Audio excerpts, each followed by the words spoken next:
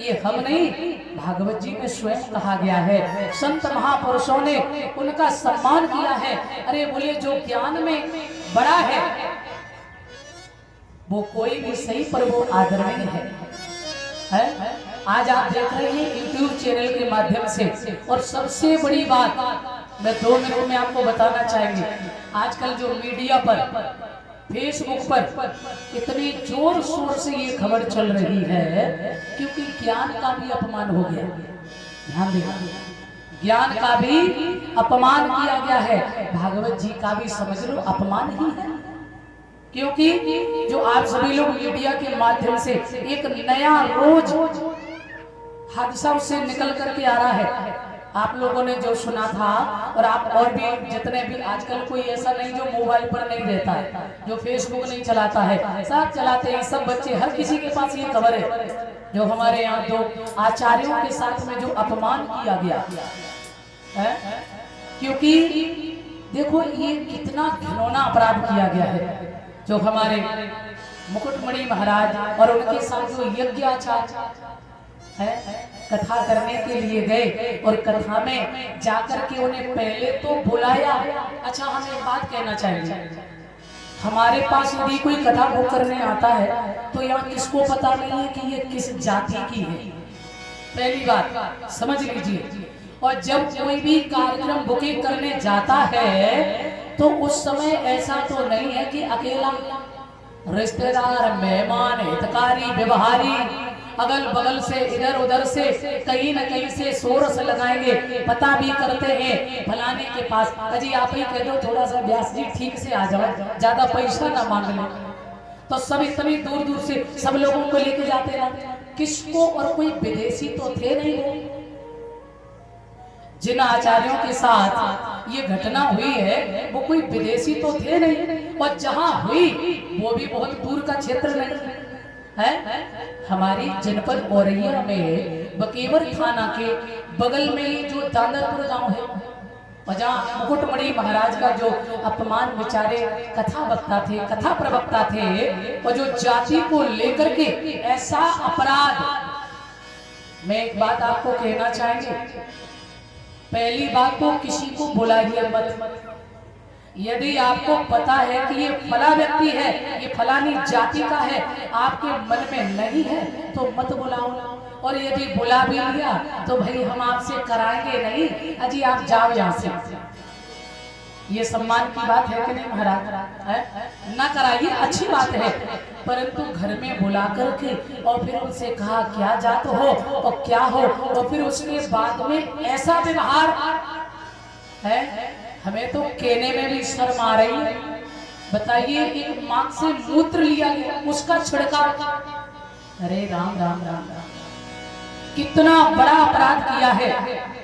और मैं किसी विशेष जाति के ऊपर बात नहीं कर रहे हैं, क्योंकि मैं आपको एक बात बता दें, हम सभी की एक ही जाति है, ध्यान रखना। हम जितने भी संसार में आए हैं जीव, हम सबकी एक ही जाति है, और वो जाति है केवल मानव जाति। क्या है? मानव जाति। और यदि और देखना चाहो तो केवल भगवान ने स्त्री पुरुष बनाया, जीव बनाए हैं, मगर कोई भगवान ने जाति बना के नहीं भेजा है। भगवान ने किसी के साथ कोई भी भेदभाव नहीं किया है। ये तो हम सब लोगों ने संसार में बोले जैसा जिसका कर्म है, और जैसा बोले जातियां बना के खड़ी कर दी है, ये फला जाते हैं, ये ढुमाकी जाते हैं, ये जाते हैं। परंतु मैं आपको एक बात बता दें, सावधान होकर समझिए, संत की कोई जाति नहीं होती है। होती है क्या? अगर होती हो तो बताओ। संत की कोई जाति नहीं होती है, भक्त की कोई जाति नहीं होती है। किसी भी जाति में, किसी भी कुल में संत पैदा हो सकता है, किसी भी कुल खानदान में भक्त पैदा हो सकता है। भक्ति किसी के बांट नहीं है, ज्ञान किसी के बांट नहीं है, कि ये नहीं है कि भाई उच्च कुल का व्यक्ति है तो यही भजन कर सकता है। अरे नीचे जाति में जन्म लेने वाला, अन्य जातियों में जन्म लेने वाला ये भक्त नहीं बन सकता, ये संत नहीं बन सकता है। मैं आपको भागवत जी से ही प्रमाण दे रहे। राजा बलि दैत्यों के राजा थे, थे कि नहीं? और बलि के यहाँ भगवान वामन गए, प्रहलाद जी दैत्य कुल में पैदा हुए, भगवान उनको दर्शन देने गए हैं।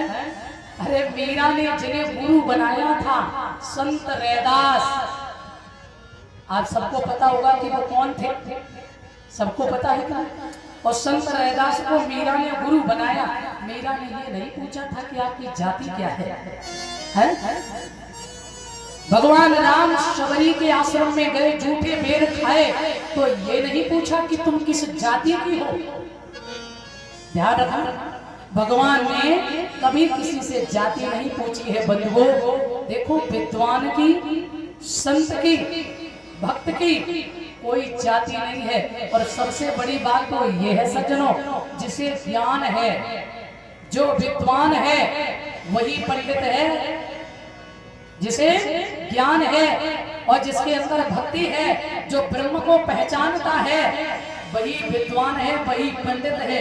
अच्छा, और समझ लीजिए, मैं आज देख रही हूं अपनी आंखों से, बहुत से ऐसे लोग हैं हमारे ब्राह्मण जाति में भी, बहुत से ऐसे बच्चे पैदा हो गए हैं, मैं सबकी बात नहीं कर रहा, हमारे ब्राह्मणों में बड़े बड़े प्रकांड विद्वान, बड़े बड़े महापुरुष हुए हैं, ऐसा नहीं कि नहीं हुए, परंतु हम उनकी बात कर रहे हैं जो निकृष्ट व्यक्ति हैं, जिन्होंने ऐसा घिनौना अपराध किया है। क्योंकि कहते हैं ना, ऊंच निवास नीच करतूती। आवश्यक नहीं है कि ऊंचे कुल में जन्म लेने वाला भक्त ही हो सकता है, ऊंचे कुल में जन्म लेने वाला संत हो सकता है, ये कोई जरूरी नहीं है। भागवत जी में स्वयं कहा गया है, कहा चाप विदुरस्य, विदुर जी काशी के पुत्र थे और दुर्योधन के 56 भोग छोड़कर भगवान विदुर काका के घर छिल के खाने गए। तो हम उनकी बात कर रहे हैं जिन्हें ये पता नहीं कि धर्म क्या होता है। हमारी देखो, हम सभी सनातनी हैं और हर सनातनी को ये हमारा संस्कार है, हर किसी हिंदू को चोटी रखने का भी अधिकार है। ये हमारा सनातन धर्म है और हमारा ये उद्देश्य भी है, और हम लोगों को ये होना भी चाहिए, अपने अंदर अपने सनातन की रक्षा करनी चाहिए, अपने हिंदुत्व की रक्षा करनी चाहिए। और चोटी रखाना कोई बुरी बात थोड़ी है। सब बोले, उनको पूछ करके कौन हो, बोले यादव, तो चोटी ही कटवा दी। आचार्य जी का तो पूरा मुंडन ही कर दिया है। ये सब जो व्यासपीठ पर बैठता है, भागवत जी में कहा गया है, व्यासाय विष्णु रूपाय, क्या कहा गया? व्यासाय विष्णु रूपाय। व्यास जो होता है, व्यास मंच पर बैठने वाला, वो स्वयं भगवान स्वरूप होता है, विष्णु स्वरूप होता है, और उसके साथ में ऐसा दुर्व्यवहार क्या अच्छी बात है।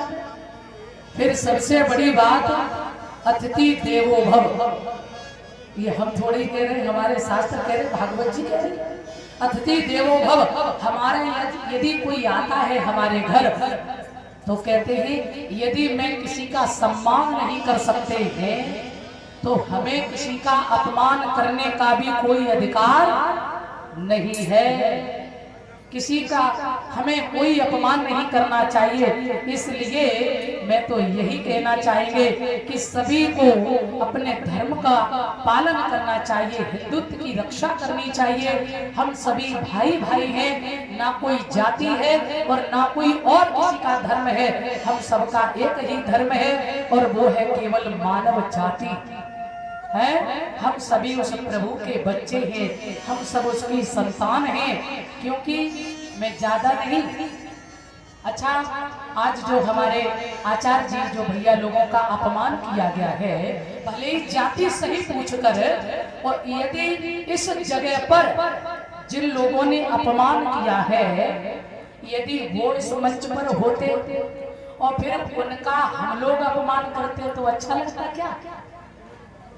हम ये कहना चाहते हैं कि ना मुझे किसी का अपमान करना चाहिए, और ना ही जिन बच्चों ने, जो ब्राह्मण के बच्चे हैं, जिन्होंने ऐसा जो व्यासों के साथ में, आचार्यों के साथ में जो अत्याचार ही किया है, हम उसको पाप ही कहेंगे, क्योंकि किसी की संस्कृति को खत्म करना, चोटी मुड़वाना, केशों का मुंडन कराना, ये एक बहुत बड़ा अपराध ही है, क्योंकि हम अपनी संस्कृति को खत्म कर रहे हैं।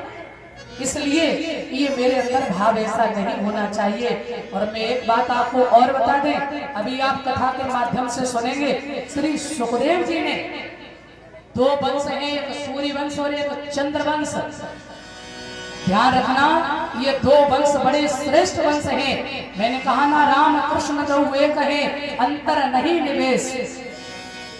दो वंश हैं, सूर्य वंश चंद्र वंश।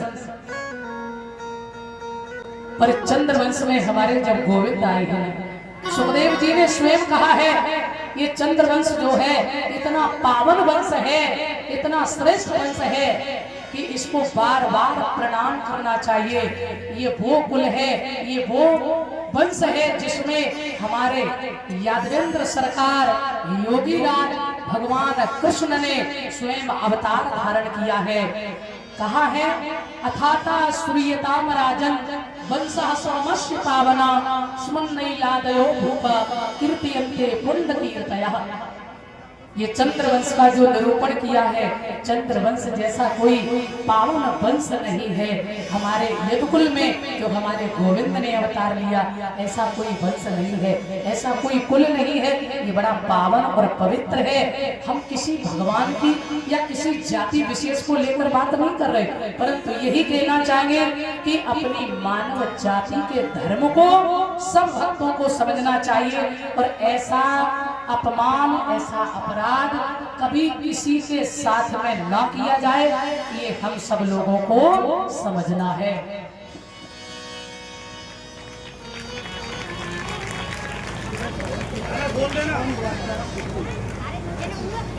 महापुरुष हुए और जितने विद्वान जन हुए हैं, इन्होंने कभी भी कोई भी मतभेद नहीं किया किसी के भी साथ में। और बड़ों के अंदर बड़ी विनम्रता होती है, ध्यान रखना, विनम्रता होती है। बड़े हमेशा आदर करते हैं। अरे जब ऋषि आपस में बैठते हैं ना, सूत जी देखो, सूत जी जब आए थे ना तो ऋषियों ने खड़े होकर सम्मान कर दिया और कहा, सूत जी कहते, महाराज मैं तो उम्र में भी छोटा हूँ, आप तो बड़े बड़ी उम्र के हैं, आप मेरा स्वागत क्यों करते, मुझे आपका स्वागत करना चाहिए और आप मेरा सम्मान कर रहे हैं, क्षमा करिए भगवान। तो उसी समय संतों ने क्या कहा, धन वृद्धा बल वृद्धा आयु वृद्धा तथैव च ते सर्वे ज्ञान वृद्धस्य किंकरः शिष्य किंकरः। अरे महाराज, हे सूत जी महाराज, धन में बड़े होने को बड़ा नहीं कहते, बल में बड़े होने को बड़ा नहीं कहते हैं, उम्र में बड़े होने को बड़ा नहीं कहते हैं। अरे बोले, जो ज्ञान में बड़ा है वो आदरणीय है। वो किसी भी जाति का सही, किसी भी कुल का सही, चाहे कोई भी सही, चाहे उसकी छोटी उम्र क्यों न हो, परंतु वो आदरणीय है।